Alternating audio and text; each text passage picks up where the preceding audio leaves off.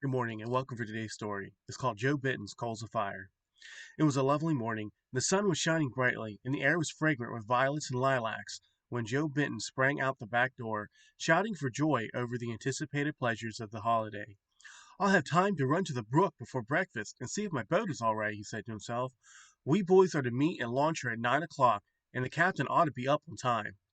So Joe hastened down to the cave where the precious boat was hidden. As he neared the place, an exclamation of surprise escaped him. There were signs of some intruder, and the big stone before the cave had been rolled away. Hastily drawing forth his treasure, he burst into loud cries of dismay, for there was the beautiful little boat which Cousin Herbert had given him, with its bright sails split into many shreds, and a large hole bored into the bottom of it. Joe stood for a moment, motionless with grief and surprise. Then, with a face as red as a peony, he burst forth, I know who did it. It had to have been Fritz Brown. He was angry because I didn't ask him to come to the launching. But I'll pay him back for this, said Joe. Hastily, he pushed back the ruined boat. He went a little farther down the road. He fastened a piece of string across the footpath a few inches from the ground, and he carefully hid himself in the bushes. Presently, a step was heard, and Joe eagerly peeped out. How provoking! Instead of Fritz, it was Cousin Herbert, the last person he cared to actually see. Joe tried to lie very quietly, but it was all in vain. Cousin Herbert's sharp eyes caught a curious movement from the bushes, and brushing them right and left, he came upon Joe. What is this? He cried, looking straight into the boy's face. But Joe answered not a word. You're not ashamed to tell me what you're doing, are you? No, I'm not, said Joe sturdily, after a short pause. I'll tell you the whole story. And out it came, down to the closing threat. I mean to make him smart for this, said Joe. What do you mean to do? I mean to make him hurt. You see, Fritz carries a basket of eggs to the store every morning, and I plan to trip him over the string and make him smash all of them. Now Joe knew well enough that he was not showing the right spirit, and he muttered to himself, now for a good scolding. But to his great surprise, Cousin Herbert said quietly, Well, I think Fritz does need some punishment, but this string is an old trick. I can tell you something better than that. What? Cried Joe eagerly. How would you like to put a few coals of fire on his head? What, and burn him? Said Joe doubtfully. Cousin Herbert nodded with a queer smile. Joe clapped his hands. Now that's just the thing, Cousin Herbert. You see, his hair is so thick, he wouldn't even get burned much before he'd have time to shake them off. But I'd like to see him jump once, so tell me how to do it, quickly, before he comes. If thine enemy be hungry, give him bread to eat. If he be thirsty, give him water to drink. For thou shalt heap coals of fire upon his head, and the Lord shall reward thee, said Cousin Herbert gravely. I think that's the best kind of punishment Fritz could have. Joe's face lengthened terribly. Now that's no punishment at all. Try it once, said Cousin Herbert.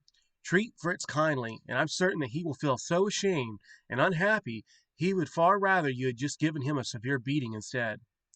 Joe was not really a bad boy at heart, but he was now an ill-tempered one, and he said sullenly, You said these kinds of coals would burn, and they don't at all. You are mistaken about that, he said to his cousin. I have known such coals to burn up a great amount of rubbish. They'll burn up malice, envy, ill-feeling, revenge, and I don't know how much more, and then they'll leave some cold hearts feeling as warm as pleasant as possible. Joe drew a long sigh. Well, tell me a good coal to put on Fritz's head, and I'll see about it. You know, said Herbert, smiling, Fritz is poor, and he can seldom buy himself a book, although he just loves to read. Now you have quite a library. Suppose... well, I won't suppose anything about it. I'll leave you to find your own coal. But be sure to kindle it with love, for no other fire burns so brightly and so long. With a cheery good-bye, Herbert sprang over the fence and was gone. Before Joe had time to collect his thoughts, he saw Fritz coming down the lane with a basket of eggs in one hand and a pail of milk in the other. For a moment, the thought crossed his mind. What a smash it would have made if Fritz had fallen over the string. Then he stopped, and glad that the string was safe in his pocket instead of being pulled across the road. Fritz looked uncomfortable when he first caught sight of Joe, but the boy began abruptly. Fritz, have you much time to read now? Sometimes, said Fritz, when I've driven the cows home and done all my work, but the trouble is, I've read everything I can get a hold of.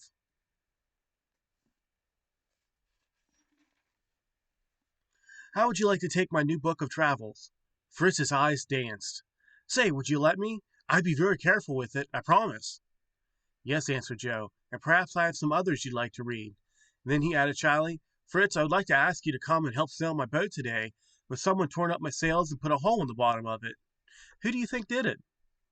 Fritz's head dropped, but after a moment he looked up and said, I did it, Joe. But I can't begin to tell you how sorry I am. You didn't know I was so mean when you promised me the books. Well, I rather thought you did do it, said Joe slowly. And yet you still. Fritz just couldn't go any further. He rushed off without another word. That coal does burn, and I know Fritz would rather I had smashed every egg in his basket than had offered him that book. Then Joe went home with a light heart and hungry for his breakfast. When the captain and the crew of the little vessel met at the appointed hour, they found Fritz there, before them trying to repair the damage. As soon as he saw Joe, he hurried to present him with the beautiful little flag he had bought for the boat with part of his egg money that morning. The boat was repaired, and everything turned out as Herbert had said. Joe found that the more he used of this curious kind of coal, the larger supply he had on hand. Kind thoughts, kind words, and kind actions. Joe's playmates, who saw that he was always happy, studied the secret, and when any trouble came up, someone would say, Let us try a few of Joe Benton's coals. It was astonishing to see how quickly their hearts would grow warm toward each other. We all need to take some time and learn how to use these coals as well. A lot of people like to put off these stories as they're just for kids, but just as we grow up as well, even as adults, these coals are so important to learn to use. God gave us this advice for a reason, and they'll make such a difference in your life and in my life if we learn to use these properly. Well, I hope you enjoyed the story, and I hope you had a wonderful day. I thank you. Bye.